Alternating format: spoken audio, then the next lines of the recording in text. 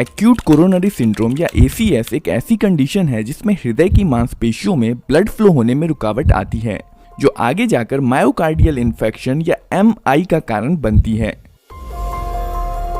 MI एक बेहद खतरनाक कंडीशन है जो हृदय की मांसपेशियों में ब्लड फ्लो होने की कमी की वजह से होता है, जिसे आमतौर पे हार्ट अटैक भी कहते हैं। यह एक इमरजेंसी है और इसमें जान जाने का खतरा होता है।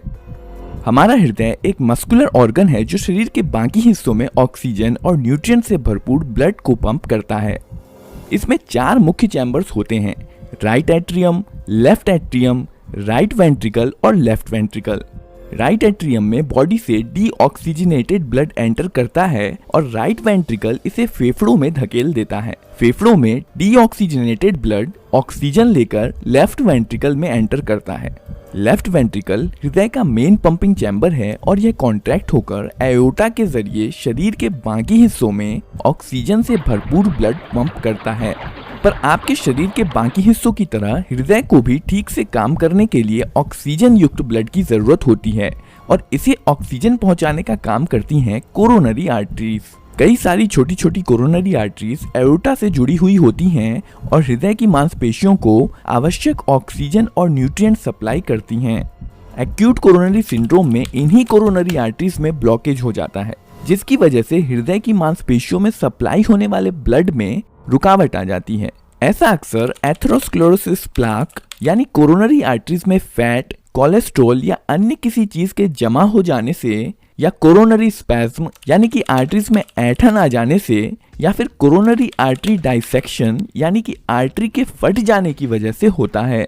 एथेरोस्क्लेरोसिस में फैटी प्लैक के लगातार बढ़ने से कोरोनरी आर्टरी का गैप कम हो जाता है और अगर ये प्लाक टूट जाता है तो ब्लड एक जगह पर इकट्ठा होना शुरू हो जाता है, जिसे ब्लड क्लॉट कहते हैं, जिसके कारण कोरोनरी आर्टरी में ब्लॉकेज बन जाता है।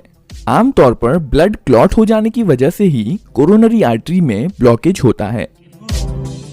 दूसरे कारण जिनके कारण कोरोनरी आर्टरी में ब्लॉकेज हो सकता है हैं कोरोनरी आर्टरी स्पैज्म, जिसमें अचानक से कोरोनरी आर्टरी ऐंठ जाती है और यह ड्रग्स, स्मोकिंग, ठंड के मौसम या अत्यधिक तनाव के चलते हो सकता है। इसके अलावा दूसरा कारण हो सकता है कोरोनरी आर्टरी डाइसेक्शन। इस केस में आर्टरी की अंदरूनी दीवार टूटकर अलग हो जाती है, जिससे ब्लड फ्लो में रुकावट आ जाती है। हृदय के किसी भी हिस्से में इस तरह की रुकावट आ जाने से वहां पर ऑक्सीजन और न्यूट्रिएंट्स नहीं पहुंच पाते हैं, जिस वजह से हृदय की मांसपेशियां मर जाती हैं। इस कंडीशन को मायोकार्डियल इन्फेक्शन कहते हैं। ब्लॉक्ड कोरोनरी आर्टरी के कारण सीने में अचानक दर्द होना, बेचैनी होना, जकड़न महसूस होना या जलन होने को एंजाइना कहते हैं। एंजाइना पेट के ऊपर वाले हिस्से, कंधों, बाहों, गर्दन या निचले जबड़ों तक पहुंच सकती है। इसके अलावा इस कंडीशन में सांस फूलना, चक्कर आना, पसीना आना और जी मचलना जैसे लक्षण भी देखे जा सकते हैं। फैटी प्लाक के कारण जब कोरोनरी आर्टरीज काफी हद तक ब्लॉक हो जाती हैं, तो इसे ठीक करने के लिए कोरोनरी एंजियोप्लास्टी प्रक्रिया से ब्लड फ्लो को ठीक किया जाता है। इस प्रक्रिया को शुरू करने के लिए सबसे पहले डॉक्टर कमर की त्वचा को सुन्न कर देता है और फिर आपकी त्वचा के जरिए जांघ की एक नस में सुई डालता है। इसके बाद नस में सुई के जरिए एक फ्लेक्सिबल गाइड वायर डाला जाता है और फिर सुई को निकालकर इसकी जगह पर एक छोटी फ्लेक्सिबल ट्यूब डाली जाती है, जिसे शीथ कहा जाता है। इसके बाद शीथ के रास्ते से गाइड वायर को हृदय तक पहुंचाया जाता है।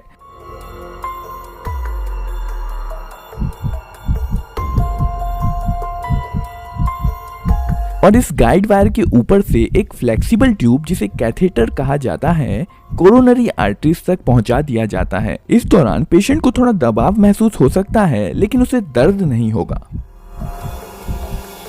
इसे देखने के लिए एक्सरे डिवाइस का इस्तेमाल किया जाता है, जिसे फ्लोरोस्कोप कहते हैं।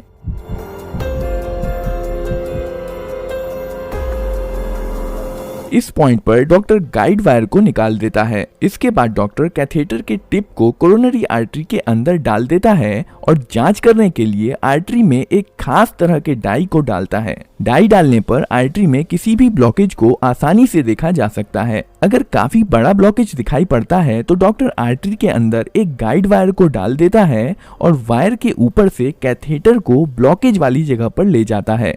कैथेटर की टिप पर एक बैलून लगा होता है जिसे ब्लॉकेज वाली जगह पर 20 से 30 सेकंड के लिए फुला दिया जाता है, जिससे फैटी प्लाक अंदर को दब जाता है और आर्टरीज फैल जाती हैं। जब बैलून फूला हुआ होता है तब आर्टरी पूरी तरह से ब्लॉक हो जाती है और पेशेंट को सीने में दर्द महसूस हो सकता है। इसके बाद बैलून को डिफ्लेट करके बाहर निकाल लिया जाता है और साथ ही साथ दर्द भी चला जाता है। आर्टरी के फैल जाने से ब्लड फ्लो में सुधार आ जाता है। आर्टरी को खुला रखने के लिए मेटल से बनी एक मैश ट्यूब, जिसे स्टेंट कहा जाता है, का इस्तेमाल भी किया जा सकता है। डॉक्टर पेशेंट के लिए स्टेंट की सही साइज को चुनता है, जिसे एक बैलून के ऊपर कंप्रेस करके रखा जाता है।